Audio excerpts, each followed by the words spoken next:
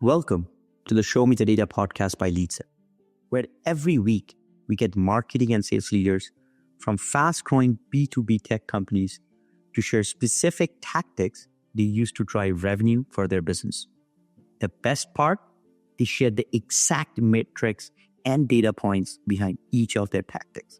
I'm your host, Tukan, the co-founder and CEO of Leadsip. See you there. Hello, everyone. This is Tukan from Leadsip here, and my guest today for the show is Lauren McCormack. Lauren's the Director of Demand Generation at SnapLogic. Welcome to the show, Lauren. Thank you so much for having me. Awesome. So I guess quickly, Lauren, if you want to give the audience a quick overview of what SnapLogic does, that'll be great. Sure. SnapLogic is an integration platform as a service. We allow you to integrate large amounts of data, large amounts of applications across the business without the support of IT, without needing a ton of code to make things connect and sing and deliver value to your business. We unleash the power of your data for the citizen developer in every aspect, and in every way we make things work together. Amazing. Yeah. So I guess as the Director of Demand Generation, Lauren, what are some of the key roles that you have at SnapLogic? Yeah. At the end of the day, keeping everybody employed, making sure we're facilitating sustainable growth and no pressure, right? Just carrying that top level revenue as your guiding light, as your North Star, and ensuring lead quality, lead quantity, and actionability, right? Not making sure at the end of the day that we're generating a bunch of noise in areas that aren't productive for the business, but really targeting and focusing in alignment with sales and their priorities to get the right conversations with the right people at the right time. That is great. So now, and you, how long have you been with SnapLogic? Since May, and for people watching in the future, it's almost October now where we're standing. That is correct. Cool. So now I know the main topic for today's discussion is about a super successful campaign that you ran at your previous job at Neo4j, where it seems like you guys drove over 40,000 net new leads for this series of virtual events that you did. That's what we are going to talk about.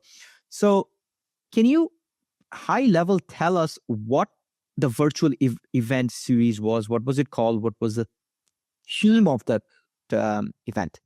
Sure. Looking back into everybody's favorite historical year, 2020, in recent memory, we were at the beginning of 2020.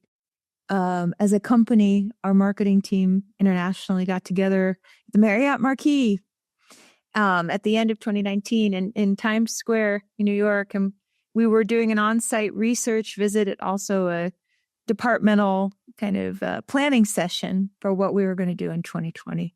And I remember sitting at a boardroom table and thinking to myself, geez, in 2020, virtual events sure are going to be critical. I had no idea that those thoughts were kind of a vision of the future to come for the rest of the world, And so we had planned for some up-leveling and some increase in scale and volume around digital events to begin with. But lo and behold, as we said in the Marriott Marquis, we could hardly realize that this big event, the in-person event that we are planning for in Times Square that was going to take place, in the middle of spring of 2020, that we really didn't need to be at the Marriott Marquis to look at anything at the end of 2019. We were caught in a world in about February, March 2020, where it wasn't quite so clear whether or not everything needed to be canceled. It was, I think, a lot of bargaining with yourself around, this will only last for a week or two, or COVID isn't going to change the game for much longer than a month or two. So we can just delay. We can postpone these in-person events that we had planned. And we were looking at having a few thousand people come to Times Square for an annual conference. But at some point in February, the writing was on the wall that we were at least going to have to say that it was postponed. As we postponed it further and further out, the longer that it became apparent that COVID was here to stay with us for an extended amount of time, the more we realized virtual is everything in this moment. Our entire sales staff was grounded.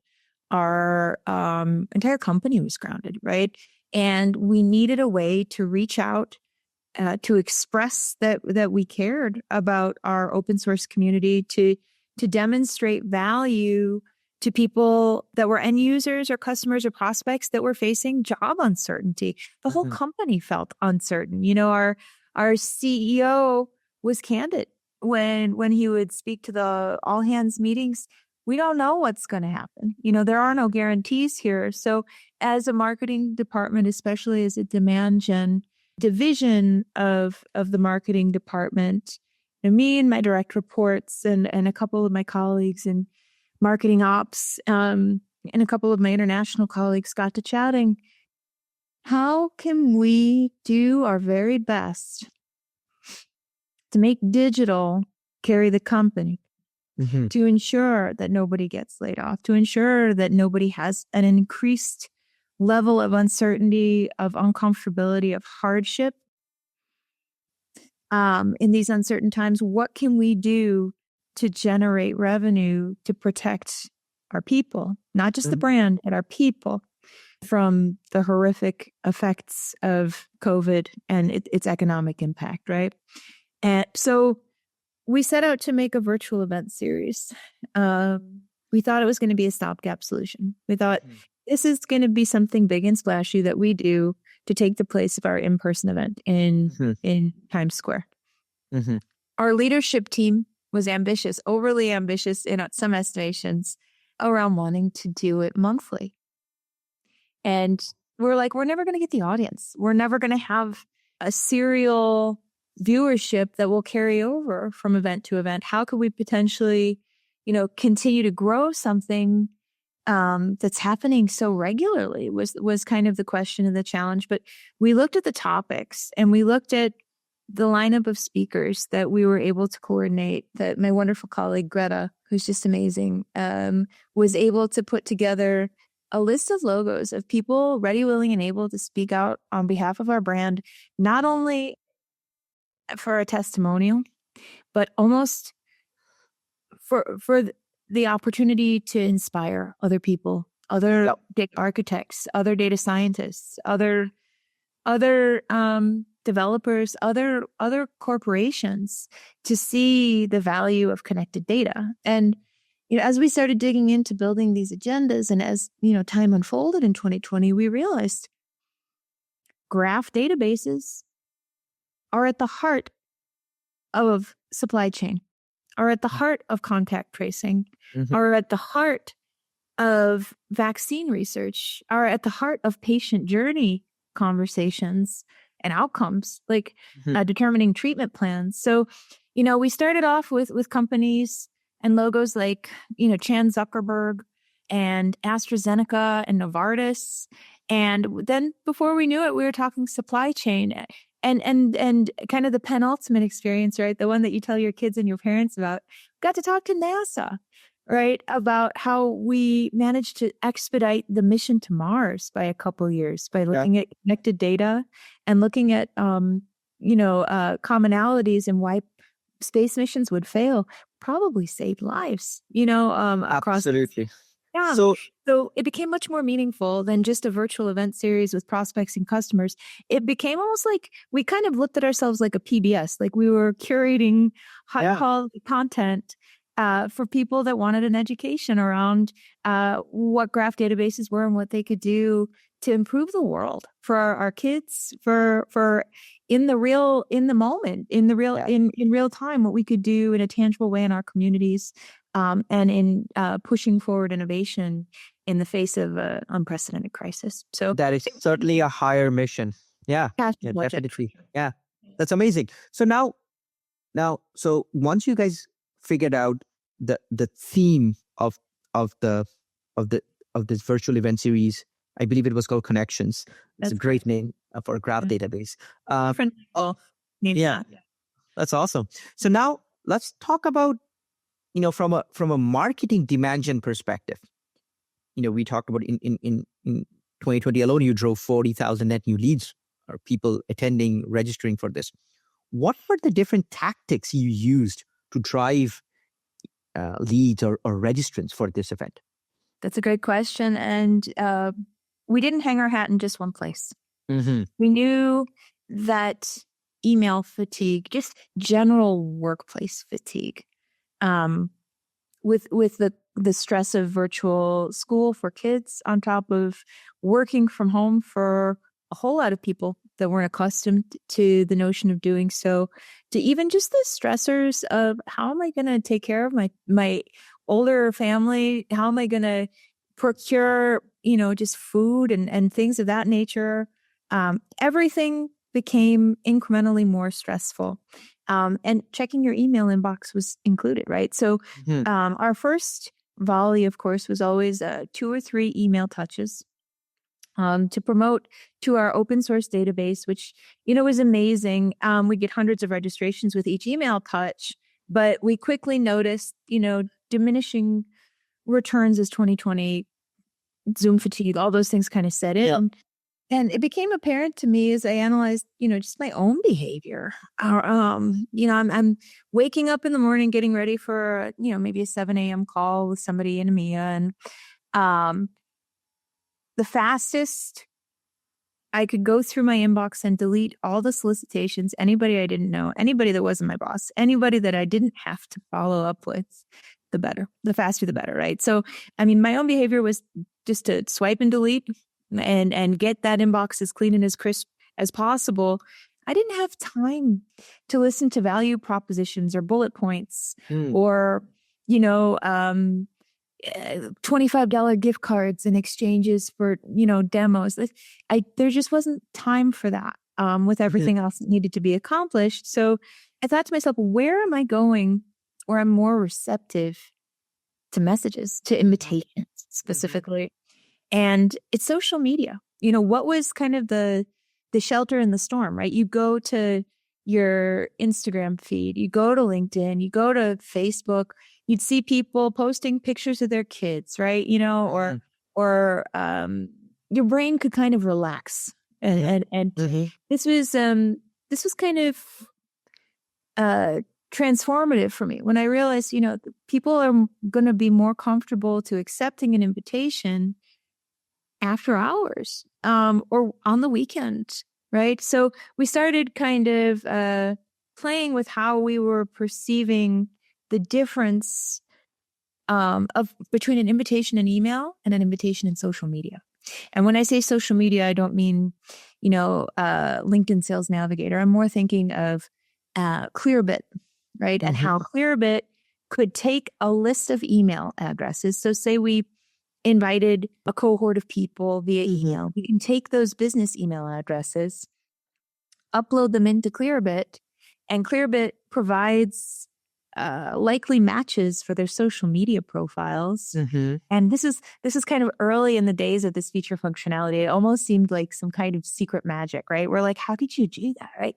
And it was before like a lot of tech or B2B was even actively thinking about having a presence in your social media feed. So we were kind of one of the early adopters, and we were able to go in front of the same people that we emailed and reinforce that message with something fun. And, it's not so much even about the techniques that we use as far as posting the event on our site or directing newsletters or talking about it in the community or all the good things in paid search and social organic, posts, all those wonderful things, press releases, blogs. We did it all. But at the end of the day, looking at how we could rethink that messaging instead of assuming that our audience would just pick us up on any channel and listen, we started thinking about where we could carve through the stress and the noise to really be a welcome and well-received Messenger instead of some sort of source of spam to be overlooked. And we really found that a lot in paid search and social with Clearbit. So if I understand it correctly, Lauren, you were basically reaching out to your existing database from the open source community through email nurture, but at the same time, you were also uploading that audience into paid social, LinkedIn, Facebook, Instagram, using Clearbit and reaching out to them via paid social, driving them to register for the same. Sure. We figured, well, we did Clearbit audiences to reinforce our messaging for the people that we were inviting via email, but we were also, as a department, tasked with finding net new enterprise leads. It had to be billion plus in our core countries. And, that's a finite universe, right? Yeah. You're looking at companies of that stature and size. So that was another KPI that we were held to. So while we were actively trying to engage people that had opted in and were part of our invitation and our webinar program, in the database existing, another extra layer of fun was that we had to go and source net new leads as well. So, then we would look at the target account lists, or we would dial in audiences, lookalike audiences. But we were definitely not just cultivating existing, but the goal numbers that we were tasked to accomplish were huge stretch goals that were set long before the pandemic was even understood. So there were definitely existing people in our database being marketed to, but we were pulling in and netting net new leads like crazy. And I believe, the 40,000 figure that you listed, that was net new enterprise leads of 2012. Wow. And when you say 40,000 net new, these are from people at companies that are over $1 billion plus? Well, to qualify, we did have one event, a community event that we held in July where the whole spirit and notion of inclusivity extended well beyond just the enterprise. Understood. Especially since there was like a product-led growth initiative around, a SaaS version of Neo that was meant to be available to everyone, right? Not just the Fortune 5. So we definitely, I think for that event, opened up the requirements around revenue and geography. I think we got 13,000 registered. Just for that event. Yeah, it was crazy. Incredible. It blew up the event platform right after the keynote. Kind of like the virtual equivalent of when everybody goes to the elevator at a convention in a hotel and no one can get to their first session on time because everybody needs the elevator. It was kind of the equivalent of that. It had such a big. Interesting. There was one thing that you mentioned in before when we chatted, and you guys use this new targeting criteria or a new product from Google called Google Performance Max to try some of those registrants. Can you talk a little bit about that? Sure. It's more of a campaign type than anything else. And we were given beta access by our agency and their relationship with Google. They were able to secure us early access to a feature. And, I'm down to innovate. I'm down to test new things. Little did I realize that this was going to generate millions of views of video in our YouTube channel over the course of a month. We had I think 2 or 3 million views. It's got to be much even higher now, around just like a little 30-second trailer for a book. And it just blew us away. It's a hybrid campaign type that includes video along with traditional text and imagery. And it's really this broad spectrum campaign type from a reach perspective that allows for the campaign to spread your message far and wide. In the wrong hands, of course, that can result in a lot of waste or a lot of, leads outside of maybe your focus areas. In the right hands, with a little bit of learning and a lot of trial and error, we were able to increase our net new leads by like 157% in the enterprise space, in that billion plus space. And as time went on, we were able to cut our CPA by 54%. So it was super powerful. And it ended up getting us featured on Think with Google, which is a pretty cool feat. And we had a lot of fun with it. And we're still, at my new company and at my former, tinkering and finding new ways to kind of unleash the power of this campaign type. It's really interesting to see on round 2 here, a book asset at my new company already past the 1 million view point on YouTube, which is pretty cool. So it's primarily a video based. It's video with traditional, images and text, but the video is deployed as kind of the new interesting facet of the campaign. And someone would see the video on YouTube when they're searching for something. Is that That's right? That's right. And the text and the image, is it on search or is it more on display? Sorry. So it's a broad spectrum tool, and it's search and display. Okay. But what's interesting is that you can combine it with offline conversion imports, and you can continue to optimize it. So it's got the ability to really do some sophisticated learning. I think, and it's been really transformative. But it's not for everybody. I've seen people try and wield it, and it's like this giant machine gun in the hands of somebody that maybe has never fired a BB gun. It's a powerful tool. And do you think it's best to use from a more of a brand awareness top of the funnel type activity versus direct response, like booking a demo or like attending an event, downloading a content or something like that? It's been successful for me across a few different conversion types, right? So I think it depends on how you produce the video asset, to be honest with you, right? So it's I've seen video produced, and when we talk about keeping things short form, some people are like, oh, it's only 5 minutes. And I'm like, no, by short form, I mean more like 15 to 30 seconds.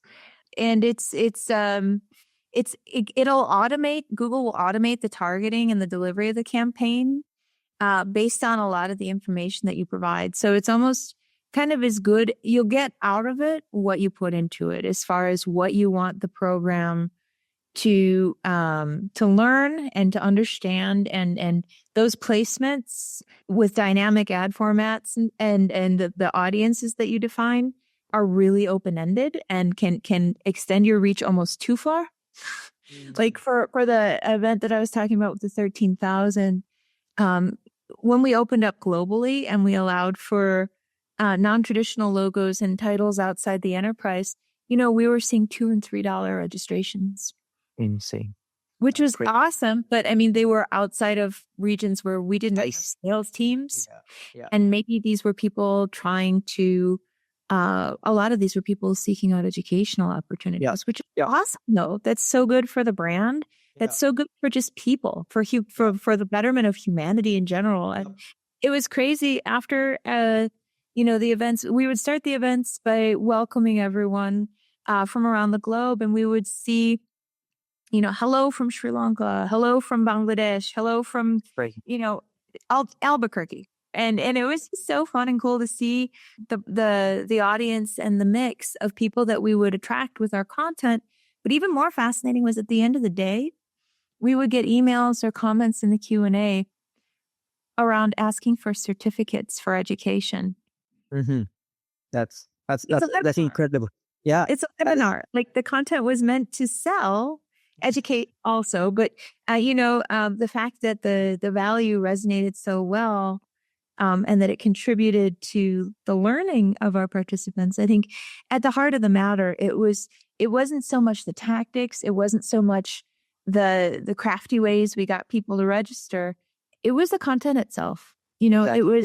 And we spent so much time pre-recording and curating and loving on those decks, those speakers. Some of it just was tapping into my years as a little league manager, right? It was getting people to see the best version of themselves that they can present on camera, and making non-traditional kind of public speaker opportunities for people that maybe were kind of shy or hesitant to go ahead and celebrate their successes, to lift up somebody that had spent an awful lot of time knee deep in code, but had built something beautiful, to give them, maybe that second or third dry run, or to wait until their internet resolved, or to wait until their demo didn't time out, and to really get that best version of themselves that they had to offer that maybe they didn't even know was there. It was a lot more than just showing up with whomever we could kind of find and hitting record, or hitting the on 24 button, or the go to button, and broadcasting. It was really about curating value and the message. Once we were able, behind a logo that people found to deliver value over the years, that they found contributed to their professional success and the success of their company, to combine that secret sauce of how the best in class in different industries and verticals were using the software and technology to change the world. It was the change the world piece. That really... And Neo4j is definitely blessed with that, right? With such a big open source community and working with such phenomenal companies doing so much for the greater good of humanity. So that's great. I mean, this is fascinating, Lauren. I really appreciate you sharing these insights. So high level then, Lauren, if you had to say 3 things, what contributed to the success of getting 40,000 net new leads for this virtual event seminar in 2020, when you guys just had to pivot and go digital, what would be those 3 things that you think resulted in this massive success? Cool. Yeah, I think first and foremost, it was hard work. If we looked at it with low standards and we're just looking to complete a task that was assigned to us as a team, we could have easily settled for a couple hundred registrants, called our job done, passed those leads along, and said, okay, we checked the boxes for satisfactory. But at the end of the day, what really happened was a group of people leaning together against a challenge that they couldn't even have fathomed a year before, to protect each other, to protect a company, to protect our clients, to protect our prospects against uncertainty. We leaned into a problem with hard work and found ways to do things different, to do things smarter, to continually make things better. And after the first event was successful, we didn't just stop and say that was good. We'll have more of the same, please. We said that was good. How do we make it great? How do we take the hard work that we didn't even think we were capable of and double down on it? What could contribute more value? Should we have an animation at the beginning? Should we have an introductory kind of 2 minutes like you would have at a trade show, where the lights go down and turn to the logo colors and the hype music comes up and everybody gets goosebumps? Could we do that? Yeah. Sure. Is that going to be extra work? Is that going to be super hard? Maybe. Production. Is it still worth it? Do it. And then the hard work, translates and trickles down all the way to our vendors, to our partners, to our contractors, inspiring everybody to do all the hard work that it takes to grow something from nothing. You have to lead by example.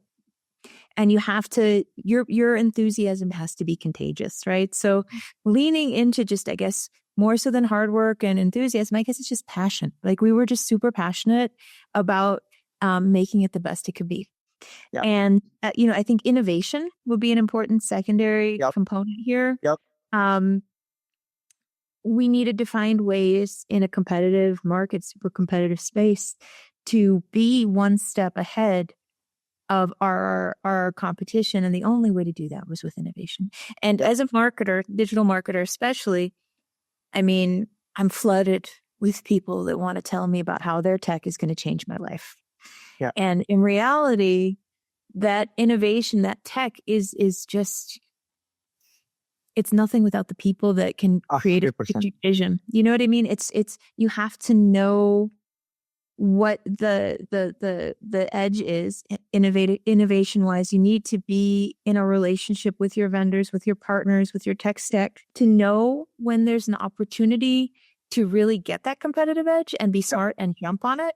Yep. And then to know when you're just a really overpaid QA tester that's like looking and kicking tires and looking for bugs in something that isn't going to really be impactful. So I guess smart innovation, right? Not just grabbing feature functionality and tinkering, but really kind of curating and shopping and actively listening for those key points where you can use technology to get in front of the herd. And I think third and most importantly, it's celebrating people, right?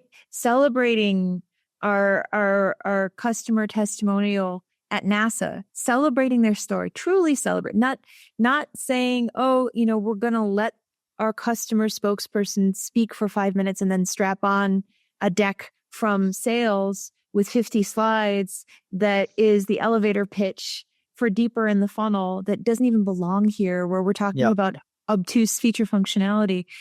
Let the customer be the star, let their story inspire other people powerfully. So the next session you do feature somebody that was inspired by the session you just recorded, but like really, really celebrating the external customers, but then also celebrating your team, right? Yeah. Because that hard work, that first tenant, burnout was a real thing in 2020. Yeah. I mean, there were thankless hours spent rebroadcasting connections in the wee hours of the night into the wee hours, or the late hours of the night into the wee hours of the morning, rebroadcasting the content for an audience on the other side of the world. And those responsibilities would have been executed with or without celebrating the people in the team that made them happen, or the partners at our agencies, or at our